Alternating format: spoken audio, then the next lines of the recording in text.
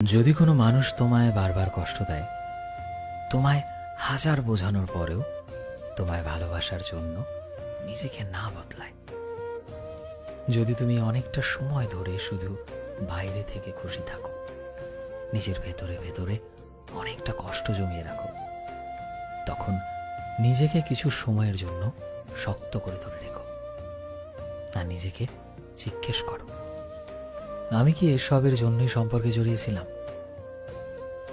যখন একটা মানুষ তোমায় অনেকটা কষ্ট দেয়, এটা জানার পরেও যে তার করা ব্যবহারগুলো তোমার ভেতরটাকে ছিন্ন বিচ্ছিন্ন করে দিচ্ছে, তোমাকে শেষ করে দিচ্ছে ভেতরে ভেতরে, তোমার বেঁচে থাকার ইচ্ছেটুকুকেও মেরে ফেলছে, আর তার এই আচরণ তোমার মনের ভেতরটাকে তিলে তিলে টুকরো করে দিচ্ছে।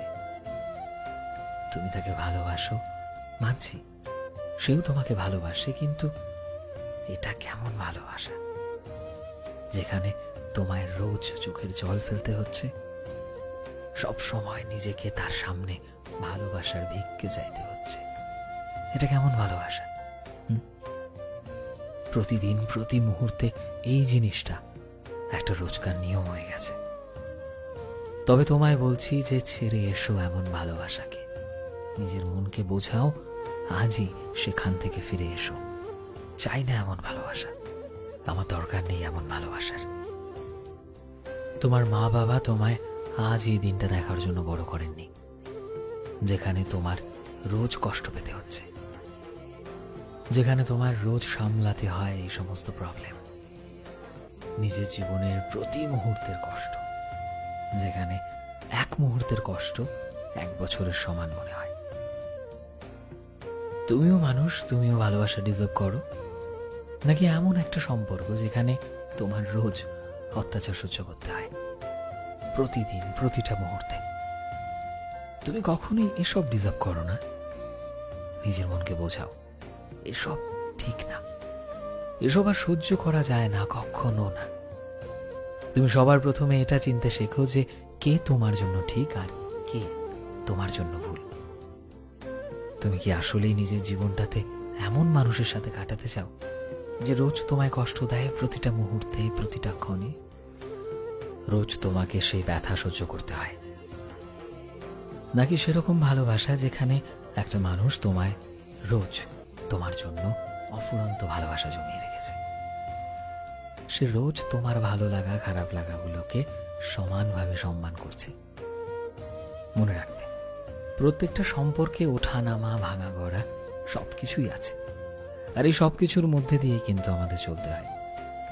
কিন্তু যখন কোনো সম্পর্ক টক্সিক হয়ে যায়, তখন সেই সম্পর্ক থেকে বেরিয়ে আসাটাই বুদ্ধিমানের কাজ। এতে তোমায় রোজ 1000 বার কান্না করতে হয় না, আর সেই সম্পর্ক ঠিক বলে নিজেকে নিজেরই বাহানা দিতে হয় না, নিজেকে এটা বোঝাতে হয় না যে আজ নয় কাল সব ঠিক হয়ে যাবে। কি দরকার আছে এমন এক্সপেকটেশনস? নিজেকে কখনোই জোর করো না, শুধুমাত্র এটা ভাবো যে তার জন্য তোমার মনের ভেতর ভালোবাসা আছে। নিজের অনুভূতিকে কখনোই নিজের ওপর প্রভাব ফেলতে দিও না।